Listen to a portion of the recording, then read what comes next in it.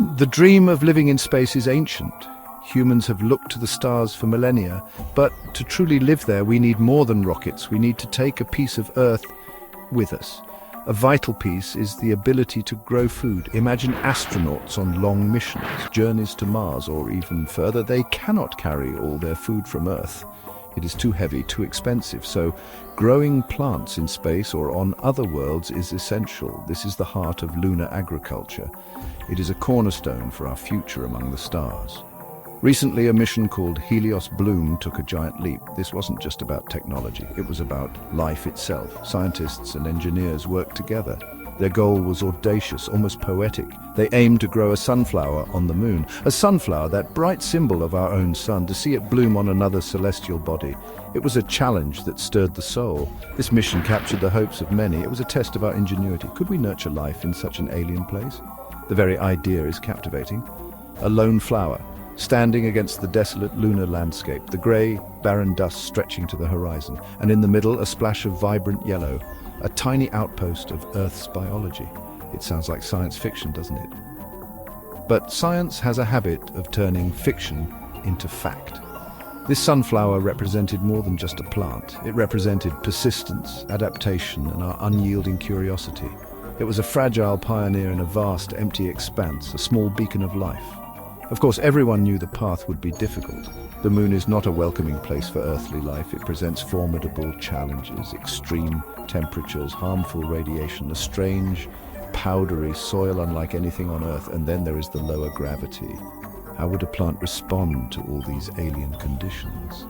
The Helios Bloom team prepared for years. They anticipated problems. They designed solutions.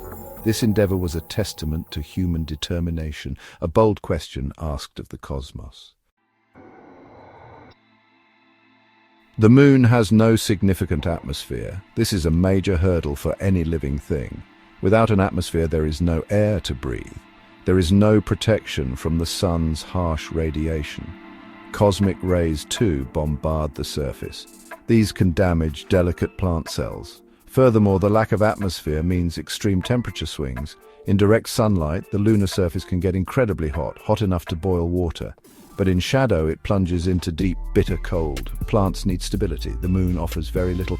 Then there is the lunar regolith. This is the moon's version of soil, but it is very different from the rich loam of Earth. It is made of fine, sharp particles, almost like tiny shards of glass. This regolith contains no organic matter, no nitrogen, no phosphorus, no potassium in accessible forms.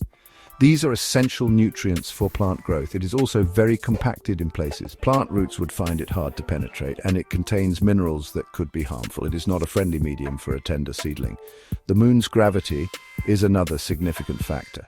It is only about 1/6 of Earth's gravity. This has profound effects. On Earth, plants know which way is up and which way is down. Roots grow downwards, seeking water and stability. Stems grow upwards towards the light. Would this fundamental orientation work the same way in low gravity? How would water and nutrients be distributed within the plant? These were critical questions. Scientists had theories, of course, but theories need to be tested. This was a perfect opportunity. Finally, consider the resources needed. A plant needs water, it needs nutrients, it needs a controlled environment. All these things had to be transported from Earth. Every single gram launched into space costs an immense amount. The journey to the moon is long and complex, so the support system for the sunflower had to be incredibly efficient. It had to be lightweight, it had to be reliable. There would be no second chances, no quick trip to the garden center if something went wrong. Meticulous planning was absolutely key. To give the sunflower a chance, scientists created a special home. This was the Lunar Oasis module. It was a small, self-contained biodome, designed to be incredibly strong yet lightweight. It had to protect the plant from the moon's harsh realities. The dome maintained a breathable atmosphere inside. It regulated the temperature carefully. It shielded the delicate life from harmful solar and cosmic radiation. This module was a miniature Earth. A tiny, controlled ecosystem far from home. It was a marvel of engineering. Inside this module, advanced technology was at work. Sunlight on the moon is too harsh and nights too long and cold. So special LED lights were installed. These lights were tuned to provide the perfect spectrum, the exact wavelengths of light a sunflower needs for photosynthesis. A sophisticated hydroponic system was used.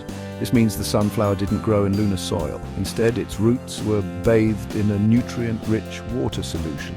This solution provided everything the plant needed. Sensors constantly monitored conditions. Temperature, humidity, light levels, and nutrient concentrations were all tracked. The problem of the lunar regolith was cleverly sidestepped for this first attempt. While other research explores using treated regolith, Helios Bloom focused on environmental control. The team decided to use a proven Earth-based hydroponic method. This eliminated one major variable. It allowed them to concentrate on the effects of radiation and low gravity. The growth medium was sterile and perfectly balanced.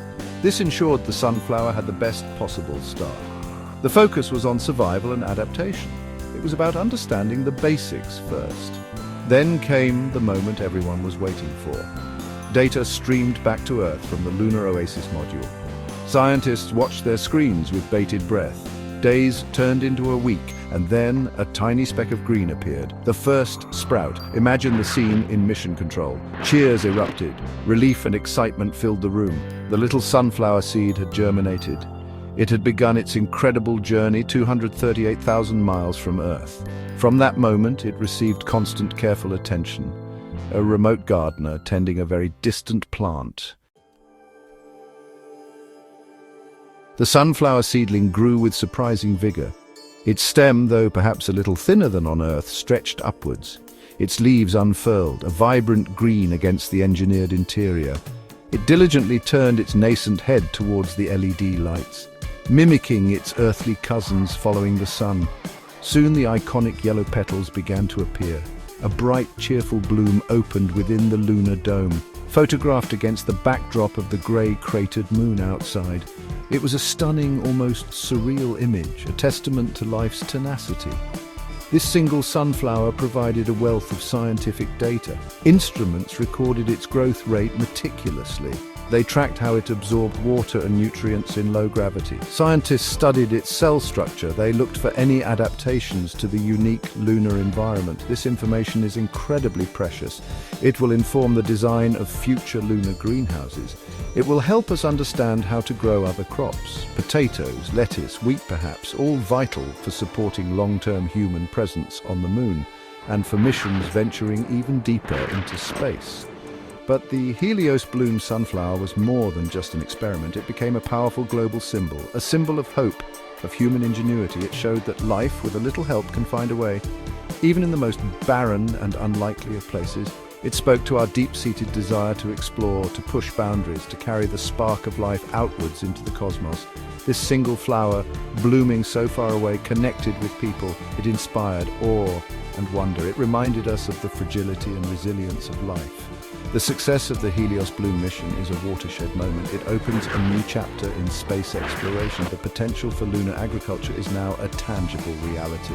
We can genuinely start planning for sustainable habitats where astronauts can grow their own fresh food. This reduces reliance on costly resupply missions from Earth. It makes longer stays on the moon more feasible.